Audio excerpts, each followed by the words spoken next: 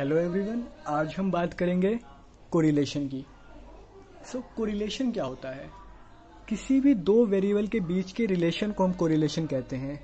For example, अगर हम market का एग्जांपल ले लें, मार्केट में जितना डिमांड बढ़ेगा प्राइस उतनी इंक्रीज होगी, डिमांड कम होगा प्राइस डिक्रीज होगी। तो ये लोग रिलेटेड है, डिमांड और प्राइस डायरेक्टली रिलेटेड है। ये हो गया आपका कोरिलेशन।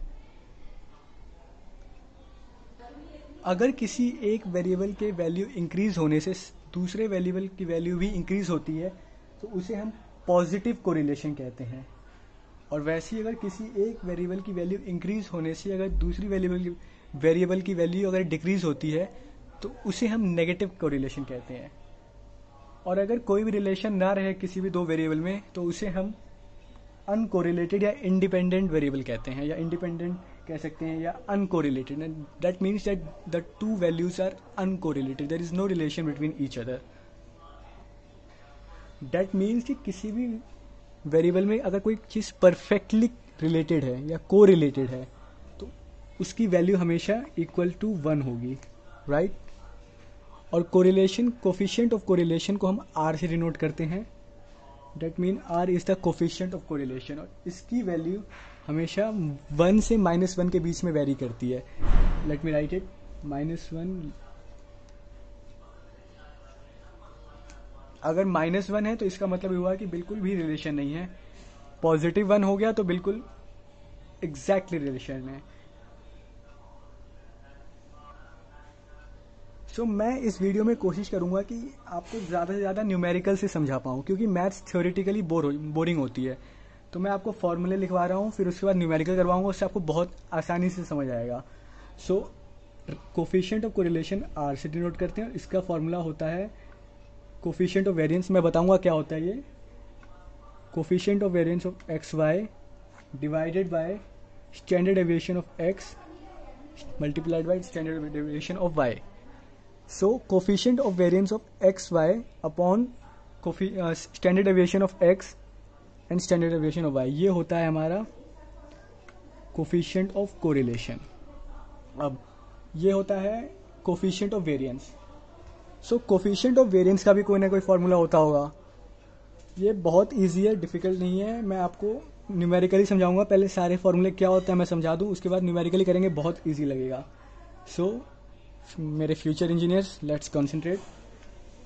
कोफिशिएंट ऑफ वेरिएंस है ये एक्स वाई, इसको हम लिखते हैं एक्सपेक्टेशन या मीन कह लीजिए, expectation of X Y minus expectation of X multiplied by expectation of Y, ये होता है, राइट। अब देखिए मीन का फॉर्मूला क्या होता है, ये तो आपको पता ही है। मीन होता है summation of X Y upon N, यानी एक्स वाई का है तो summation of X Y upon N minus summation of X upon N summation of Y upon N. तो ये एन हो गया कितने नंबर ऑफ टर्म्स है, कितनी नंबर ऑफ टर्म्स है वो काउंट करके पता चल जाएगा। ये समीशन ऑफ एक्स वाई आप निकाल लेंगे, एक्स की वैल्यू वाई की वैल्यू पहले मल्टीप्लाई कर दीजिए, उनको ऐड कर दीजिए, फिर वैसे समीशन ऑफ एक्स निकाल लेंगे, समीशन ऑफ वाई निकाल लेंगे। तो इसको हम कहते हैं coefficient of variance of X Y, right. Now standard deviation of X और स्टैंडर्ड डेविएशन ऑफ वाई क्या होता है ये तो आपको पता ही होगा, हम लोग 10th क्लास से करते आ रहे हैं। ये होता है root expectation of X square minus expectation of X का होल स्क्वायर। क्या है ये? बहुत इजी, कुछ नहीं है, रूट डाला, एक्सपेक्टेशन होती है मीन और इसका स्क्वायर यानी समीशन ऑफ एक्स का स्क्वायर अपॉन एन, राइट। और दूसरा एक्सपेक्टेशन ऑफ एक्स यानी summation of X upon N, यानी ये mean of X upon N का होल स्क्वायर। ये हो गया हमारा summation of standard deviation of X, right. Similarly standard deviation of Y क्या होता है, पहले आप कॉपी में ट्राई करिए, फिर मेरे साथ आंसर मैच करिए। कर लिया ट्राई? अब देखिए ये होगा समीशन ऑफ वाई का square upon N minus summation of Y upon N का होल स्क्वायर। इस पे क्वेश्चन बहुत इजी आते हैं। लोग कहते हैं कि कोरिलेशन वाला चैप्टर मुश्किल है, पर जैसे जैसे मैं बताऊंगा वैसे वैसे अगर आप करते हैं तो आपको ये चैप्टर बहुत इजी लगेगा। कुछ नहीं है, सिर्फ फॉर्मूला बेस्ड है। तो पहले इसका फॉर्मूला कर लेते हैं, उसके बाद इसके बाद एक और टॉपिक आता है रैंक कोरिलेशन। रैंक कोरिलेशन का मैं फॉर्मूला बता देता हूँ, उसके बाद सीधा हम न्यूमेरिकल पे जाएंगे, right. So now let's talk about rank correlation. I have already discussed coefficient of correlation. उस पर न्यूमेरिकल अभी मैंने नहीं कराया है, मैं एक साथ इकट्ठे कराऊंगा। जब आगे आगे टॉपिक्स लिंक होते जाएंगे तो एक साथ ज़्यादा अच्छे से आपको क्लियर होगा। अभी आपको लग रहा होगा ये क्या क्या करा दिया, बट दैट्स नॉट दैट, बहुत ईजी है, एक बार आप करते जाइए। सो रैंक कोरिलेशन क्या होता है, इसको हम रो से डिनोट करते हैं and it's formula is 1 minus 6 sigma D square n square minus 1, right. Rho refers to rank correlation, n हो गया कि नंबर ऑफ टर्म्स, d होता है rank of one minus rank of other. Let's me tell you, d refers to rx minus ry, यानी rank of x subtracted by rank of y। बहुत easy है, कुछ नहीं करना। माइंड यू दे ये formula है जब कोई रैंक रिपीटेड नहीं हो। अगर रैंक रिपीटेड होगा तो फॉर्मूला बदल जाएगा, वो मैं आगे वाला केस कराऊंगा, वो थोड़ा सा ट्विस्ट है उसमें, तो उसको मैं अभी नहीं कर रहा हूं, पहले इजी करेंगे। एग्जाम में दोनों में से कोई भी आ सकता है। और एक बात और, रैंकिंग या तो आप टॉप टू बॉटम कर सकते हैं या बॉटम टू टॉप। तो हम करेंगे top to bottom. Top to bottom ज्यादा इजी रहता है, ओके।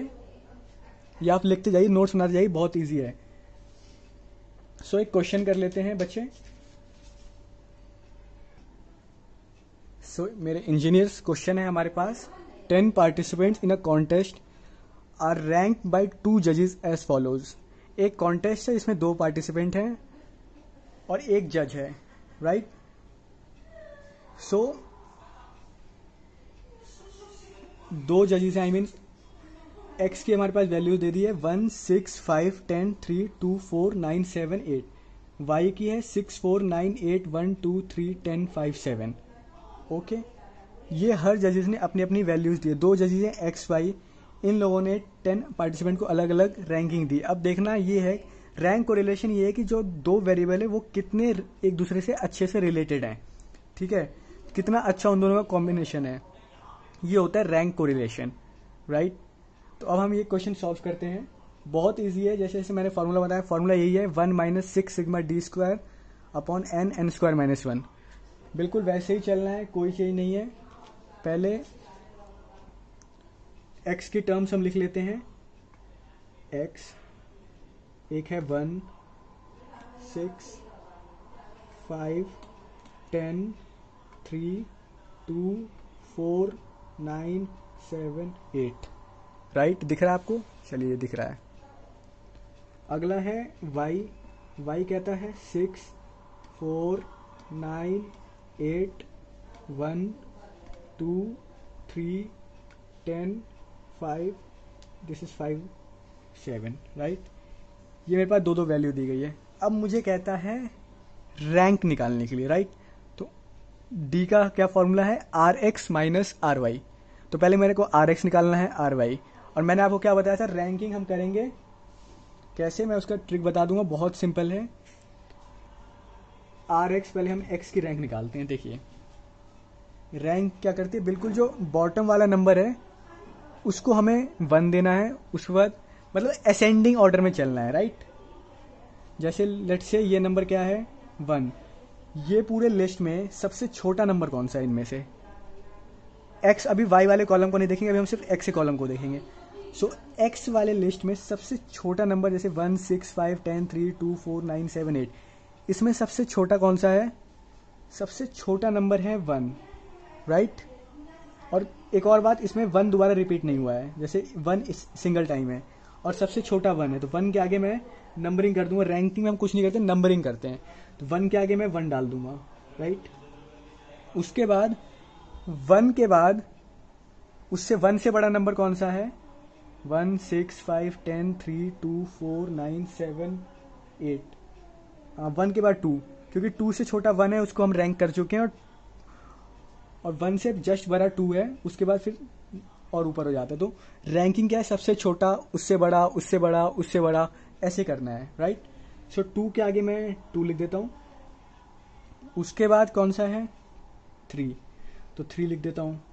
उसके बाद हमारा 4, 4, फिर ये रहा 5, 5, फिर 6। अब तो आपको भी इजी लगने लगा होगा, ज़्यादा मुश्किल है नहीं, बस थोड़ा कंसंट्रेशन चाहिए। और 7, 8, 9 एंड दिस इज 10। ये हमने निकाल दी रैंक किसकी, हमारे x की, राइट। अब हम निकालेंगे किसकी रैंक, हमारे y की। इसको मैं डिनोट कर देता हूँ, let's say ry, that means rank of y।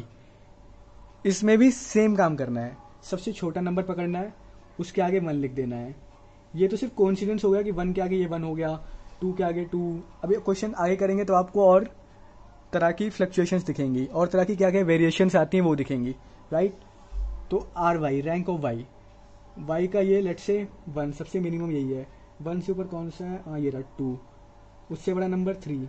Ranking करनी है, we are giving numbers, we are allotting the numbers to it, minimum ascending order में, 1, 2, 3। उसके बाद कौन सा है, 4, 4, then we have 5, then we have 6, then 7, 8, 9, 10।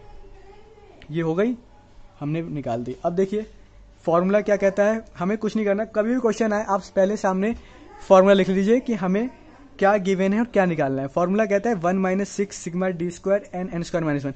N कैसे पता हमें, एन पता है 10 पार्टिसिपेंट है, या इसको काउंट कर लीजिए तो हमें पता चल जाएगा, राइट। हमें चाहिए D, D square, D square से पहले डी, और डी का होता है R X minus R Y. तो डी हम निकाल लेंगे, D which is equal to R X minus R Y, right.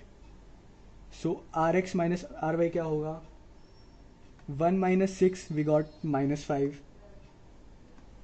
ये 2 हो जाएगा, ये -4 हो जाएगा, then will get 2, then will also get 2, ये 0 हो जाएगा, 1 - 1 2 1, राइट।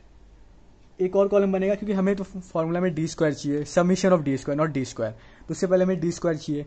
तो हमने पहले डी स्क्वायर निकाला, कैसे, डी स्क्वायर डाला, राइट। सो इसका 25 हो जाएगा, 4, 16, 4, 4, 0, 1, 1, 4, 1।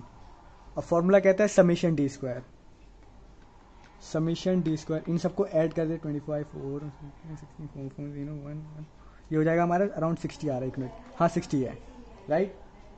अब फॉर्मूले में आप पुट कर दीजिए, आपका सिंपल आंसर आ जाएगा। फॉर्मूला है 1 - 6 sigma D square N N square minus 1, right. Formula मैंने पुट कर दिया 1 - 6 इंटू 60, ये समीशन ऑफ डी स्क्वायर है। बहुत से बच्चे यहीं पे गलती कर देते हैं, 60 स्क्वायर डाल देते हैं, नॉट 60 स्क्वायर। यहाँ पे आप ऑलरेडी समीशन डी स्क्वायर निकाल चुके हो, तो यहाँ पे आप 60 डालोगे, 60 स्क्वायर नहीं डालोगे। उसके बाद एन, एन की वैल्यू वी हैव 10, फिर 10 स्क्वायर माइनस 1, सॉल्व करोगे आंसर आ जाएगा, एक मिनट मैं कैलकुलेटर में डाल दूँ, आंसर क्या था, 0.6 के राउंड आंसर आएगा। तो इसका हमने रैंक निकाल दिया। अब एक और क्वेश्चन ट्राई करते हैं, वो थोड़ा सा इससे ज़्यादा डिफिकल्ट है, थोड़ा सा फ्लक्चुएशन है। So we have this question, 3 जजेस A B C were in a contest, जो वहाँ पे जज थे और 10 पार्टिसिपेंट्स थे, राइट। आप काउंट कर सकते हैं, ये 10 है। फाइंड विच पेयर ऑफ जजेस is common approach, common approach वाले हमें जज को फाइंड आउट करना है, राइट। मतलब 3 जज हैं ए बी सी, इन लोगों ने 10 पार्टिसिपेंट्स को अलग अलग नंबर दिया, हमें देखना है कौन सा ऐसा जज है, कौन से 2 पेयर के जज है जिनका अप्रोच बहुत ज़्यादा सिमिलर था। सेम हम रैंक निकालेंगे कैसे, पहले ए बी का, फिर बी सी का, फिर ए सी का, फिर जो 1 के ज़्यादा क्लोज होगा जिसका रैंक, उसकी अप्रोच कॉमन होगी, राइट। सो निकालते हैं, बहुत सिंपल है, बिल्कुल पहले जैसे करना है। अगर आपने मेरा पहला वाला क्वेश्चन देखा होगा तो आप ये वाला बहुत अच्छे से ट्राई कर सकते हैं। पहले आप ट्राई कीजिए, वीडियो पॉज कीजिए, फिर करिए, फिर आंसर मैच कर लीजिए, नहीं तो फिर मैं करा ही रहा हूँ, कोई बात नहीं, अगर नहीं भी हो रहा है तो कोई बात नहीं। So let's start. लेट से मैं लिख देता हूँ ए वालों को दे देता हूँ 1, 6, 5, 10, 3, 2, 4, 9, 7, 8 दिख रहा है ना, this is 8, 7, 9, 4, 2, 3, 10, 5, 6, 1, right. Then we have got B, B is 3, 5, 8, 4, 7, 10, 2, 1, 6, 9, right. then we have got the third one, that is C. 6 4 9 8 1 2 3 10 5 7, right. सो अब हम RX निकालेंगे, मतलब RA sorry, rank of A. इस जज की रैंक कैसे, मैंने बताया था आपको, जो सबसे कम वाला नंबर है इसको देखना, भी इन दोनों को भूल जाइए, इसको देखना, जो सबसे कम वाला नंबर है उसको 1 अलॉट कर दीजिए. मतलब हमें नंबरिंग अलॉट करनी है असेंडिंग ऑर्डर में, राइट. सबसे कम वाला ये है 1, देन 2, उसके बाद है फिर ये हमारा 3 हो गया. इस वाले रो को देख रहे हैं हम 3, then we have got 4, then 5, ascending order में हम कर रहे हैं 5, then 6, then 7, 8, 9 and this is 10, right. Now RB निकालना है हमें, राइट. वैसे ही अब इस रो को देखेंगे, ये हो गया हमारा 1, फिर 2, फिर ये रहा 3, फिर 4, फिर 5, 6, 7, 8, 9, 10. बिल्कुल असेंडिंग ऑर्डर में हम चल रहे हैं. फिर हमारा RC क्या गया, RC अब इस रो को देखेंगे, ये रहा 1, फिर 2, 3, 4, 5, 6, 7, 8, 9 and this is we have got 10, right. अब हम क्या निकालते थे, D स्क्वायर, और D स्क्वायर क्या होता है, D स्क्वायर निकालते थे, राइट. D स्क्वायर होता है RA माइनस RB का whole square. Why, because D is equal to RA minus RB या RX माइनस RY. तो यहाँ पे स्पेस कम हो रहा है तो मैं डायरेक्ट D स्क्वायर निकाल दूंगा. ये थोड़ा मन में कैलकुलेट करने वाली बात है. RA माइनस RB करा, RA minus RB 1 minus 3, we have got -2, और -2 का होल स्क्वायर 4. तो मैं निकाल लेता हूँ D स्क्वायर AB, राइट. तो पहला हो जाएगा 1 माइनस 3 -2, और -2 का होल स्क्वायर 4, 6 माइनस 5 1, 1 का 1, 5 3, 3 का 9, 10 में से 4 गया 6, और 6 का होल स्क्वायर 36. माइंड यू मैंने 2 स्टेप्स एक बार में लिख रहा हूँ क्योंकि मेरे पास स्पेस की कमी हो रही है, और एग्जाम में भी आप चाहें तो ऐसे कर सकते हैं जैसे मैं कर रहा हूँ. पर अगर आपको दिक्कत, अभी आप नए हैं तो आप पूरा स्टेप्स लिखे करें तो आपको ज़्यादा आसानी से समझ में आएगा, राइट. देन 3 माइनस 7 क्या होता है 4, और 4 का स्क्वायर 16. वैसे ही 64, 4, वापस 64, 1, 1. वैसे ही मैं निकाल देता हूँ D स्क्वायर BC, राइट. अब इसमें हम इन दोनों को कंपेयर करेंगे. आप करके देखिएगा कॉपी में, आंसर सेम आएगा. 9, 1, 1, 16, 36, 64, 1, 81, 1 एंड दिस इज 4. और वैसे ही अब एक AC को कंपेयर करते हैं, A एंड C. तो D स्क्वायर AC, राइट. तो ये लिख देता हूँ मैं 25, 4, 16, 4, ये हो जाएगा हमारा 0. उसके बाद 1, 1, 4, 1, राइट. अब इन सबको ऐड कर दिए क्योंकि हमें समेशन चाहिए होगा. So after adding we get 200. ये हो जाएगा 214, ये हो जाएगा 60, राइट. सो पहले हम निकालते हैं रैंक कोरिलेशन AB का. आप मेरे साथ साथ करते रहिए. ये फार्मूला होता है 1 माइनस 6 समीशन D का स्क्वायर n स्क्वायर माइनस 1. मैंने वैल्यूज डाली 1 minus 6 into summation D square हम निकाल चुके हैं 200, n कितना है 10 square minus 1. After solving this आपका आंसर आ जाता है -0.212 लिख देते हैं. फिर मैं निकालता हूँ BC का. BC का सेम फॉर्मूला पुट कर दूंगा 1 minus 6 into summation D square हम 214 निकाल चुके हैं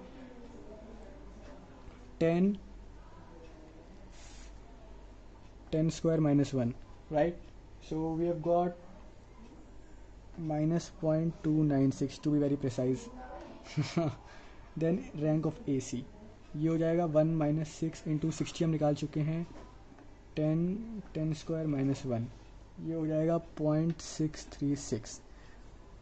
सो एक बार मैं आपको क्वेश्चन रिमाइंड करा दूँ. क्वेश्चन था कि फाइंड विच पेयर ऑफ जजेस हैज़ कॉमन अप्रोच. अब हमारे पास हर पेयर ऑफ जजेस आ गया, ए बी बी सी सी ए, क्योंकि इससे ज़्यादा कॉम्बिनेशन कोई बन नहीं सकता.